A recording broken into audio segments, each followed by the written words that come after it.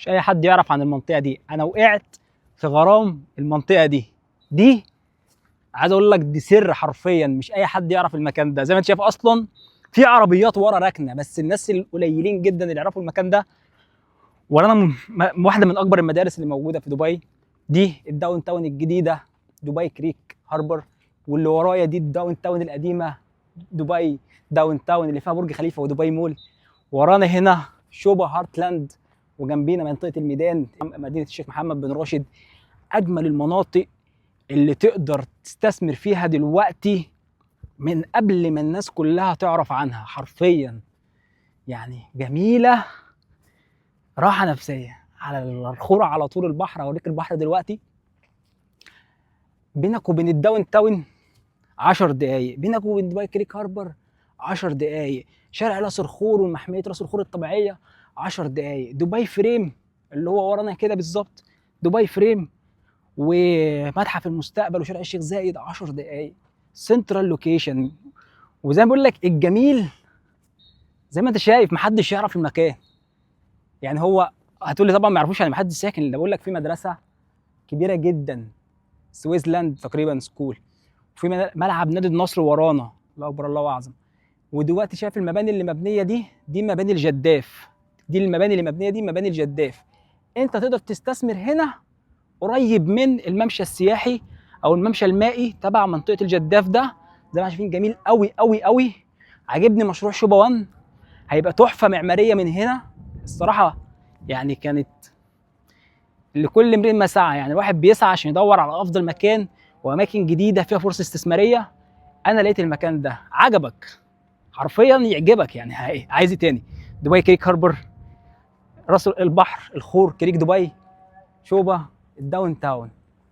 الجميل ان زي ما قلت لك لسه لحظه بقى نثبت الكاميرا، وانا هنا بقدم لك اسلوب حياه مختلف وفريد في قلب دبي.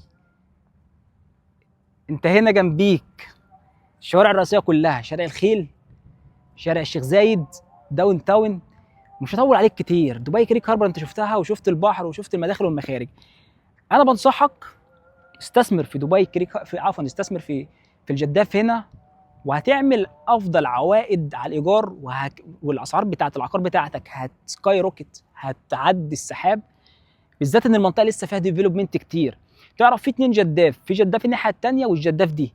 الاثنين بيمر عليهم عوامل مشتركه، من ضمنها الشوارع الرئيسيه، من ضمنها المستشفيات، جنبيك كذا مستشفى، من ضمنها مستشفى جليله للاطفال، وعندك كمان المترو موجود، وجميع المحلات والسوبر ماركت موجوده. الا ان الجزء ده لسه ما زال فيه ديفلوبمنت عالي جدا. عشان تاخد استوديو مساحته تقريبا 350 قدم موجود في الجداف اللي هي الثانيه، هتلاقي سعره قريب من المليون. هتاخد الاستوديو هنا ب 780 الف درهم. يعني انت بتشتري اقل من المليون بحوالي 200 الف درهم او 230 الف درهم، قول 200 الف درهم. ده دلوقتي لحد الاستلام السعر بتاعك هيزيد.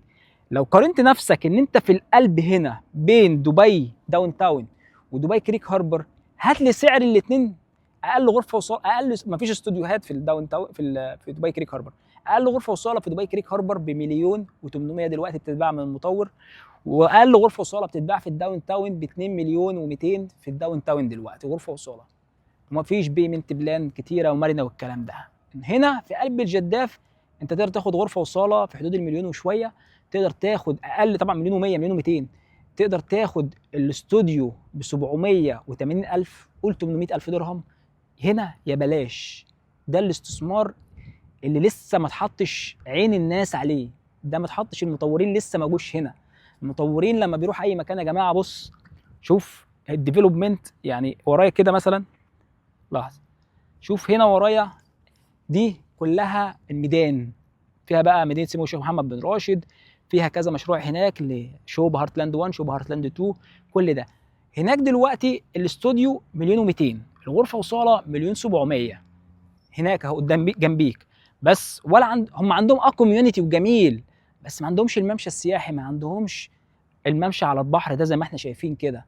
البحر ده او الميه دي كنز في اي استثمار عقاري حرفيا. اطولش عليك، زي ما قلت لك الكوميونتي مخدم بالكامل، فنادق، مطاعم، محلات، مولات، ملاعب. اكبر ملعب يعتبر في المنطقه اللي هو نادي النصر، اصلا ملعب نادي النصر هنا. في فنادق معروفه زي ماريوت هوتيل، في مدارس انترناشونال سكول، ولسه في تطور كبير جدا. والمترو وخط المترو الجديد الازرق اللي هيعدي في البحر هنا حاجه جميله جدا جدا. بنصحك في استثمار عقاري ناجح، تقدر تيجي تشوف المنطقه، تقدر تيجي تشوف الاسعار، تقدر تيجي تشوف كل حاجه بنفسك. الايجارات جميله جدا في المنطقه دي، عشان كده برشحها لك. انا محمد مصطفى، مستشار عقاري في دبي. تابعنا، وللتفاصيل تواصل معنا على الخاص.